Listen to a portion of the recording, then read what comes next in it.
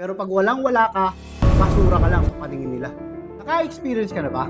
Nung nakita ng friend mo, na lumalago yung negosyo mo, na never kang sinuportahan from the start, eh out of nowhere, bigla siya magchat-chat sa'yo para mangutang.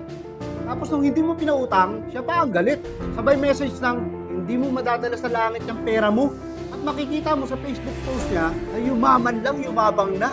Walang mali sa desisyon mo na hindi mo siya pautangin. Hindi niya lang maintindihan na nagbabudget ka rin, may pinapasahod ka rin, at marami kang bayarin. Hindi din nila alam na marami kang pinagdaan ng sakripisyo, problema, at pagod bago ka makarating sa sitwasyon mo ngayon.